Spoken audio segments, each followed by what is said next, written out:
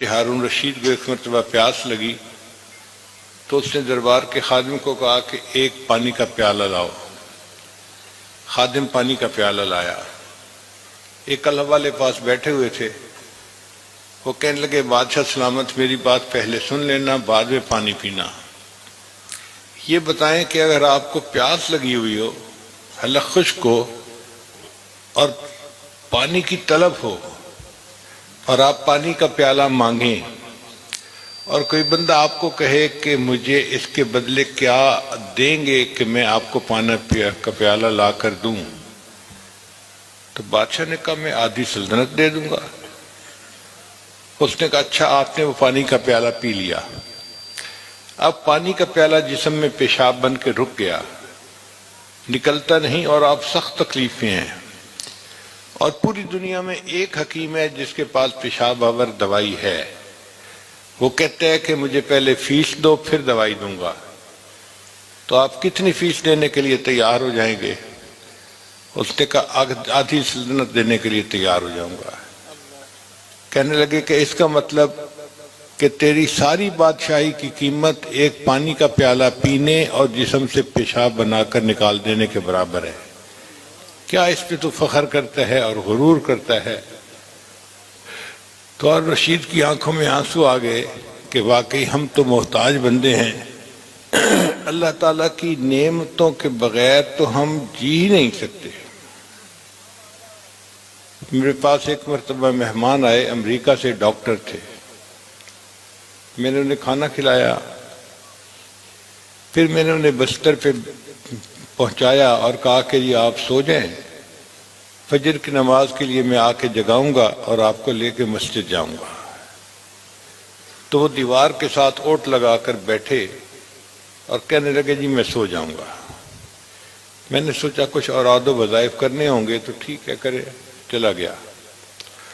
جب صبح فجر کے لیے جگانے کے لیے ان کے کمرے میں آیا تو اسی طرح بیٹھے، ٹیک لگائے اور سوئے ہوئے تھے۔ میں نے انہیں جگایا، پھر راستے میں میں نے ان سے پوچھا آپ رات کو پوری رات اسی طرح بیٹھے رہے یا لیٹ کے سوئے تھے بعد میں اٹھ کے بیٹھے؟ اس نے کہا حضرت میں ڈاکٹر ہوں اور میں ایک ایسی بیماری کا شکار ہوں کہ جب میں لیٹ کے سوتا ہوں تو معدے کا سب کچھ میرے باہر نکل آتا ہے منہ سے، اس لیے ڈاکٹر نے کہا ہے کہ اب آپ بیٹھ کے سو سکتے ہیں، لیٹ کے نہیں سو سکتے۔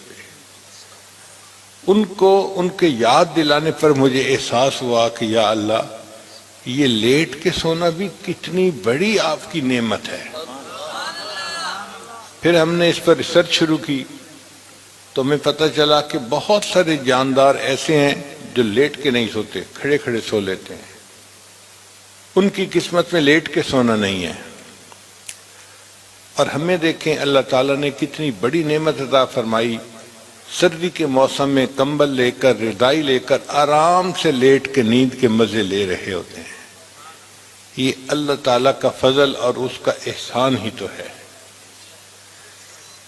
ایک مرتبہ میں نے حرم شریف میں نماز پڑھی تو اگلی صف میں ایک عربی آدمی تھا، جبہ پہنا ہوا تھا۔ میں اسے دیکھ کر حیران ہوا کہ اس کے دونوں بازو کندھوں سے کٹے ہوئے تھے، یعنی سرے سے بازو تھے ہی نہیں، اور وہ نماز پڑھ رہا تھا۔ میں یہی سوچتا رہا یا اللہ، یہ اپنے منہ میں لقمہ کیسے ڈالتا ہوگا؟ دوسرے کی محتاجی خود تو ڈال بھی نہیں سکتا، اے اللہ یہ قضائے حاجت سے فارغ کیسے ہوتا ہوگا؟